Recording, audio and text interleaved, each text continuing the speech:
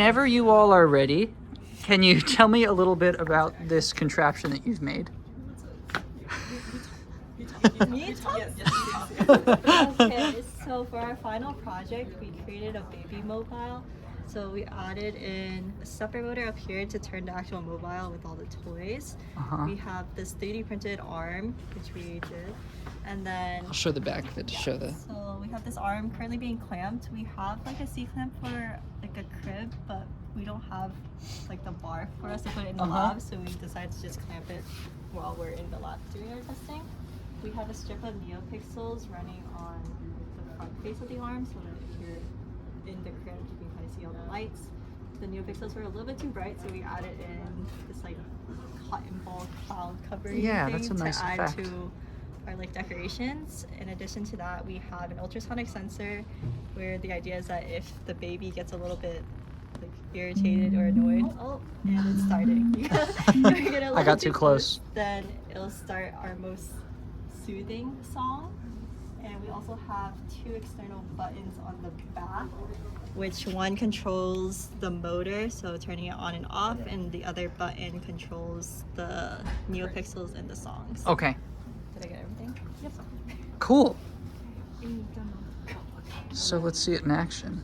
So this is the first song, and this one's Brahms' Lullaby, and the lights will basically match so that it basically changes color for each note that's being played in the lullaby. Cool. And I can turn on the motor at the same time as well. Oh, that's awesome.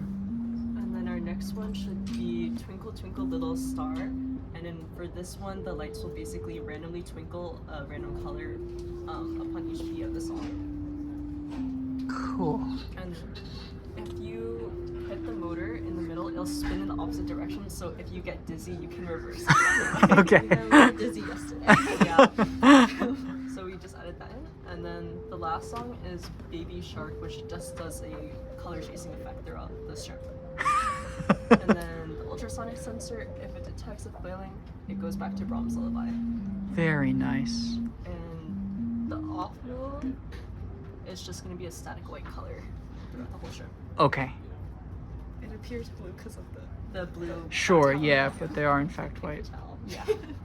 And can you tell me a little bit about that sound production? Are you synthesizing that sound, or is it playing back from a static array in memory? Currently we have it set as static arrays for each song. We have one for the duration and one for the actual frequencies that we're using. Okay. And then It just plays back that it plays frequency that frequency using and duration. DDS live in the ISR handler.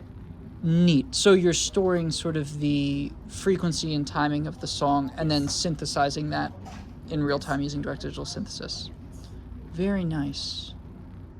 So we're not at the max limit for memory yet, so we have the ability to add in additional songs. Okay.